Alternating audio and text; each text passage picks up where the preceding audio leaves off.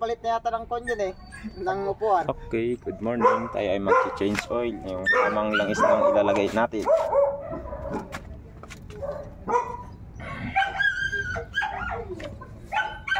I-ready ko na to eh. Naka-ready na siya. Ang saudan niya.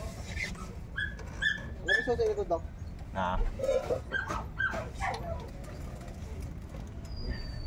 Ayaw mo mag-practice ng motor to, Jat? Ha? Ayaw mo pag-practicean yan?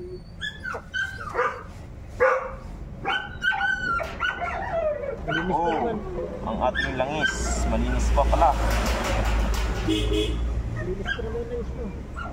Ayan. Yung langis natin medyo ano pa pala oh. Malinis pa pero dahil lang nilagay natin na langis nito 40-50. Medyo makunat na oh. Medyo makunat na. Kuha tayo ng basahan. Hindi basahan ako dito. Hindi pa tumapit sa kamay mo, parang BBO lang naman yung kan mo. Oh. Ayan oh. Yung langis oh. Ang ginamit ko na langis dito 40-50 kaya medyo makunat oh. Kunat. Tigas.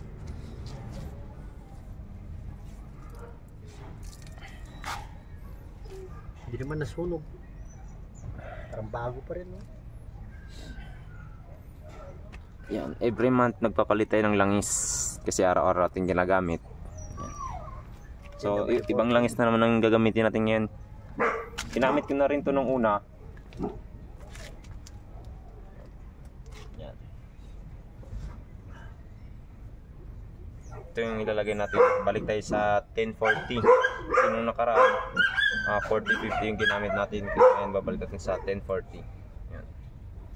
Wala naman tayong biyaheng malalayo kaya dito lang tayo.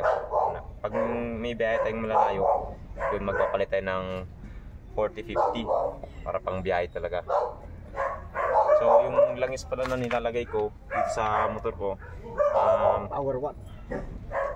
0.9 liter siya. So bali yung 1 liter na ganito, 1 liter na ganito, magtitira ako ng 100 ml para sa ano niya, sa pagkulang, yun ang pandagdag. Kasi ang ganitong capacity ng Euro 175 ano siya, 0.9 lang. So hindi siya abot ng 1 liter. So dito yung gauge niya. Dito nyo makikita yung gauge. May low in high yan. So, kaya yung 0.9 lang, yung 100 ml, pag kulang, saka mo dadagdagan. Ayan. Okay. Yeah.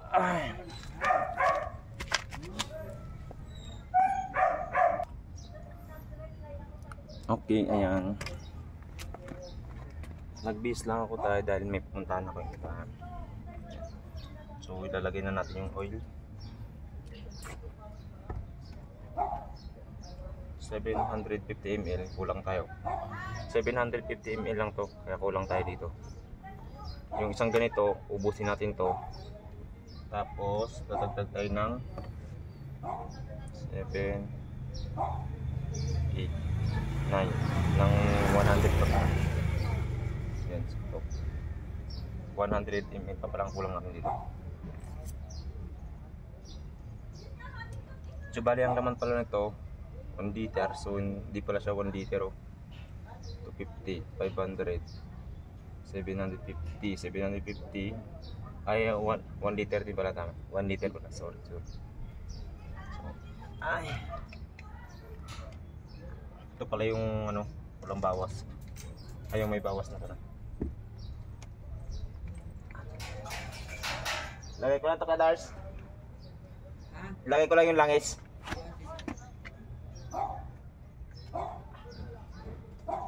Pahingay, ba't matigas to?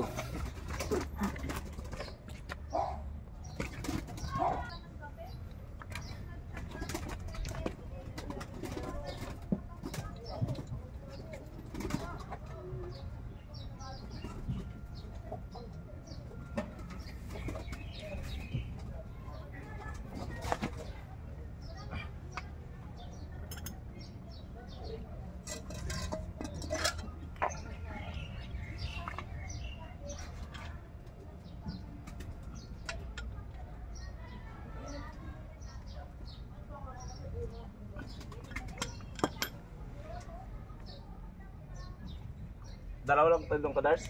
Ha? Dalawa lang tayo? Oo. Natin ang sahudan.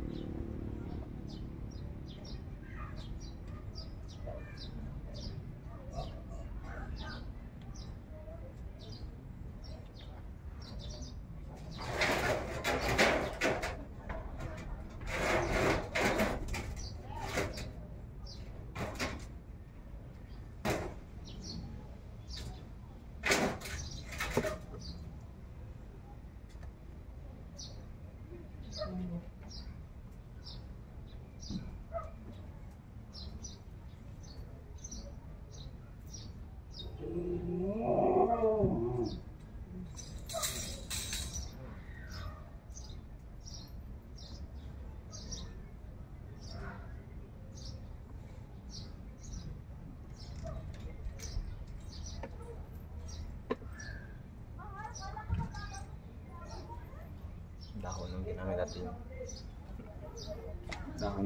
Dahon.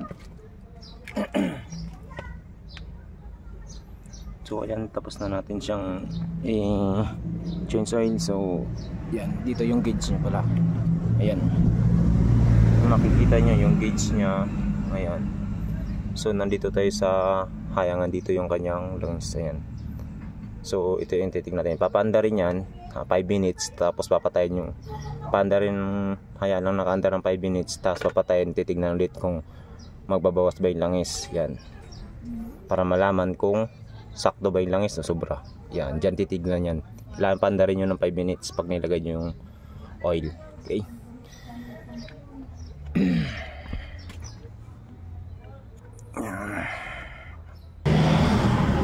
okay. Ang ating langis ay napuno, ibig sabihin din nagbawas yung ating langis. Sobra sa 1 liter, punong-puno. Ito yung dinagdag ko. Okay,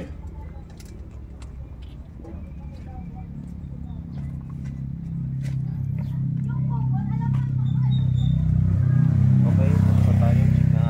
Check na natin, papanda rin natin ng 5 minutes. So okay na, ganoon lang.